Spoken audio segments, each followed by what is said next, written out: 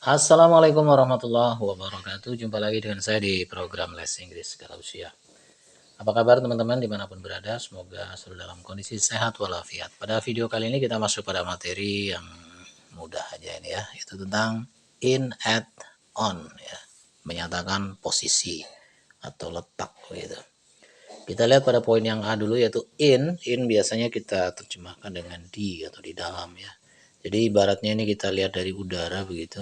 Ini ada sebuah bidang ya tertentu. Nah, di dalamnya ada objek gitu. Jadi kalau seperti ini kita bisa mengatakan misalnya in a room gitu ya, di sebuah kamar, in a building, di sebuah gedung ya. In a garden, di sebuah kebun. In a park, di sebuah taman. In a town, di sebuah kota. Atau in a country, di sebuah negeri. Oke, untuk kalimatnya kita ambil contoh there is nobody in the room. Tak ada seorang pun di dalam ruangan tersebut. Gitu ya. Contoh yang lain, I put the hoe in the garden. Saya menaruh canggul itu di kebun ya. Seperti itu. Jadi kita pakai in the room, in the garden yang menyatakan di dalam sebuah ruang ya atau objek atau di sebuah bidang tertentu. Begitu ya. Oke, teman-teman. Oke, untuk contoh yang lain di sini kalau misalnya adalah ini ya. Nah, kita gambarkan ini sungai atau laut gitu ya. Pokoknya ini air lah, ini gelombangnya gitu. Nah, di sini ada objek bisa di permukaannya, bisa juga di dalamnya. Jadi kita bisa katakan in the water, di dalam air, in the sea, di laut ya, in a river, di sebuah sungai misalnya.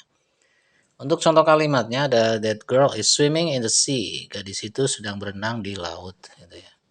Atau misalnya there is an object floating in the water. Ada sebuah benda atau objek yang mengambang di air. Apa itu ya? Saya nggak tahu gitu ya. Pokoknya mengambang di air. Nah, di sini pakai in the water, in the sea begitu. Kemudian fungsi yang lain dari in yang artinya di bisa juga untuk menyatakan misalnya dalam barisan ya.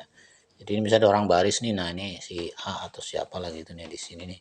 Nah kita katakan in row ya, dalam barisan, in a line ya, dalam barisan juga, in a queue dalam antrian gitu. Contoh kalimatnya I sit in the front row. Saya duduk di baris depan gitu ya. Ini front row, in the front row. Atau contoh yang lain she is waiting in the queue. Dia sedang menunggu di antrian gitu. In the queue, dalam antrian.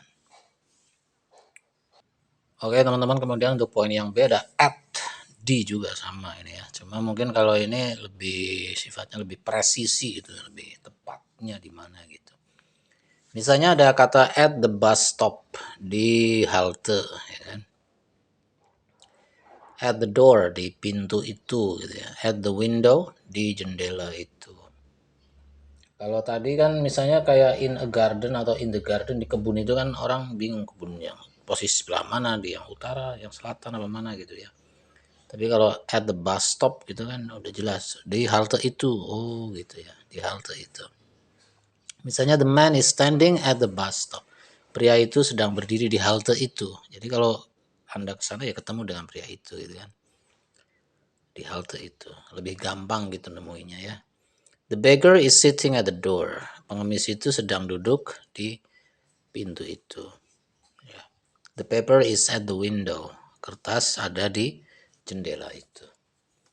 Ya, jadi lebih mudah presisi, lebih lebih mudah untuk ditemuinya. Kemudian untuk contoh lain penggunaan at adalah misalnya nih anggap aja surat gitu ya. Atau buku lah. Surat ya, surat. Surat satu halaman gitu. Nah, di sini ada apa ya tulisan di atas gitu. Misalnya itu tanggal gitu ya. So ini at the top of the page ya, di atas halaman atau di halaman bagian atas. Kemudian ini ada tanda tangan misalnya at the bottom of the page ya, di bagian bawah halaman. Jadi kalimatnya misalnya the date is written at the top of the page ya, tanggal tertulis di bagian atas halaman. Nah, ini di sini gitu. Ya kan? Jelas di sini kan? At the top gitu. Kemudian the signature is at the bottom of the page. Tanda tangan ada di bagian bawah halaman itu, nih bagian sini. Seperti itu ya. Oke.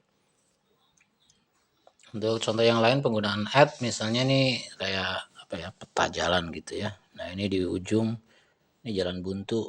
Nah, di sini ada rumah gitu kan, at the end of the street, di ujung jalan. Jadi kalimatnya misalnya my house is the white one at the end of the street gitu. Rumahku adalah yang putih di ujung jalan itu. Nah, ini ya, presisi kan. Oke teman-teman, kemudian kita lihat yang untuk poin C ada on, di juga ya. Atau biasa mungkin orang terjemahkan di atas, tapi nggak mesti juga di atas ya. Di gitu. Misalnya ini sebuah ruang ya, nggak baca ruangan ini ada yang langit-langitnya gitu ya, on the ceiling, kemudian ini temboknya, on the wall, kemudian ini lantainya, on the floor gitu ya. Jadi untuk kalimat contohnya di sini ada don't sit on the floor, jangan duduk di atas lantai atau jangan duduk di lantai.